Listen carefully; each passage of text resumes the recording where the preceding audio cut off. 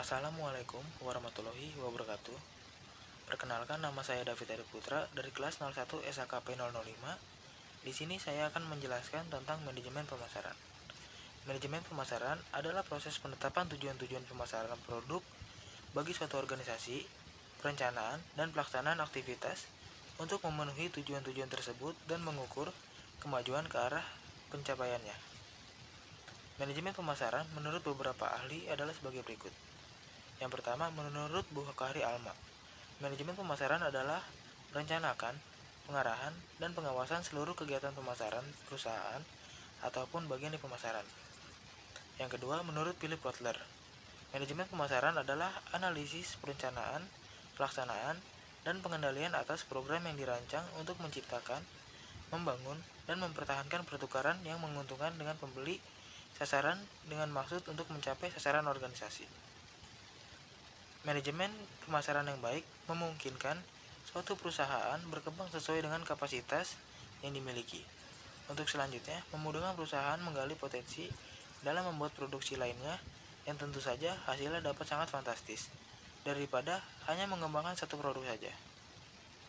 Agar setiap perusahaan dapat bertahan dan berkembang, maka perusahaan harus selalu berupaya untuk 1.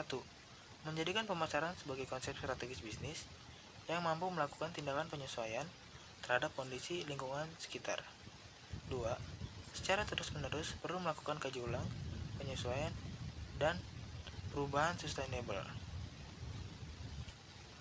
Secara umum, ada beberapa tugas utama dari manajemen pemasaran, di antara lain sebagai berikut. Pertama, mengembangkan strategi dan perencanaan pemasaran dalam manajemen pemasaran. Kedua, menangkap pemahaman pemasaran sebuah sistem yang terpercaya untuk memantau lingkungan pemasaran yang lebih erat. Yang ketiga, berhubungan dengan pelanggan, artinya mempertimbangkan cara terbaik untuk menciptakan nilai pasar sasaran yang dipilihnya dan mengembangkan hubungan jangka panjang yang kuat dan menguntungkan dengan pelanggan.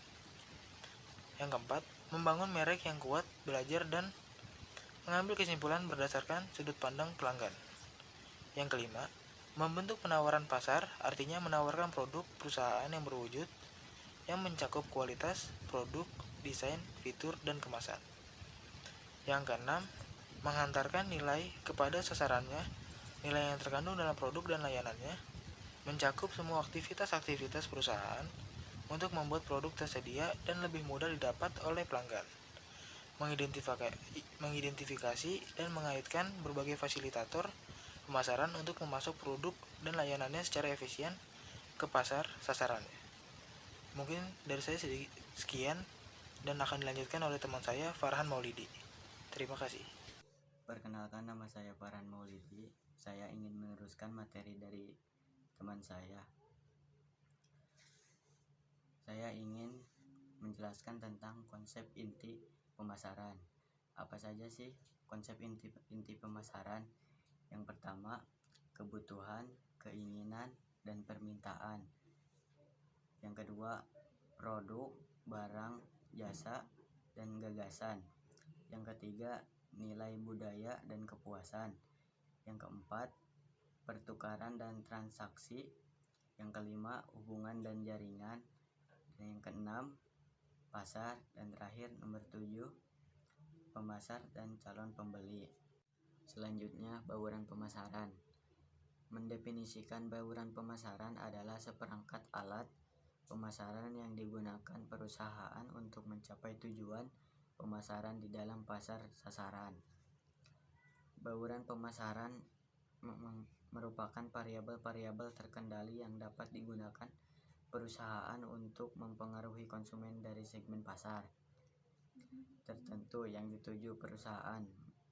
McCarthy mempopulerkan sebuah klasifikasi 4 unsur dari alat-alat bauran pemasaran yang dikenal dengan 4P, yaitu produk, price, place, dan promotion. Penjelasan komponen bauran pemasaran adalah sebagai berikut. Yang pertama, produk. Produk adalah segala sesuatu yang ditawarkan kepada masyarakat untuk dilihat, dipegang, dibeli, dan dikonsumsi. Yang kedua, price atau harga.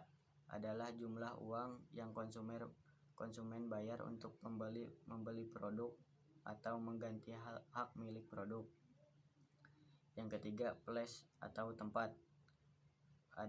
Tempat adalah berbagai kegiatan perusahaan untuk membuat produk yang dihasilkan atau dijual terjangkau dan tersedia bagi pasar sasaran. Dan terakhir, promotion atau promosi. Promosi adalah berbagai kegiatan perusahaan untuk mengkomunikasikan dan memperkenalkan produk pada pasar sasaran. Itu saja yang bisa kami sampaikan. Kurang lebihnya mohon maaf. Wabillahi taufiq wal hidayah. Wassalamualaikum warahmatullahi wabarakatuh.